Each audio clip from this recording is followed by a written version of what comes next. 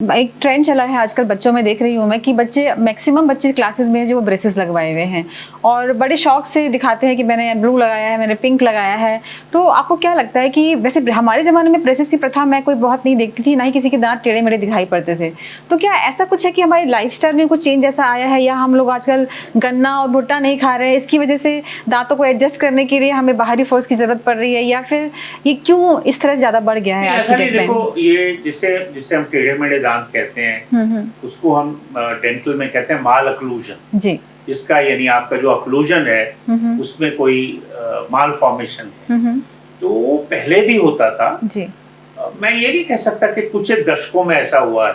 हाँ, ये तो हम कहते हैं कि जो मानव का जो जबड़ा है वो धीरे धीरे छोटा होता जा रहा है। ये रीजन हो सकता है क्या? वो कुछ सालों में नहीं हुआ है, वो सदियों से हो रहा है। अगर आपने देखा होगा कि पुराने जमाने में जो प्राइमेट्स होते थे, जो हमारे जिसे हम कहते थे उनके जॉज कैसे लंबे होते थे, अब देखिए जबड़ा जो है वो छोटा होता जा रहा है। और क्योंकि हम रिफाइंड भोजन करते हैं, मैं वही कह रही थी, क्या कोई रफाज नहीं करते हमने इनकी जो वर्जिश है वो कम होती है, तो कहीं ना कहीं वो दांत जो है, जो लास्ट का दांत है, वो फिर कई बार अटका रह जाता है। और बहुत सारी दूसरा ये भी है कि जो दांत, बच्चे के दांत जो है वो पेरेंट्स के जबड़ा साइज और पेरेंट्स के दांत के साइज से डिसाइड होता है जी।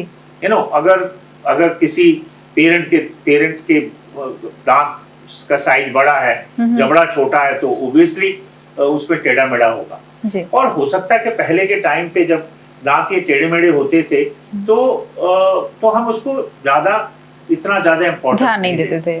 आज हर आदमी सुंदर दिखना चाहता है, हर आदमी कहता है कि क्यों नहीं, अगर ये फैसिलिटी अवेलेबल है तो मैं इसका क्यों उपयोग ना करूं। तो इसलिए आजकल ब्रेसेस की प्रथा ज्यादा हो गई है, मात्र अवेयरनेस की वजह से।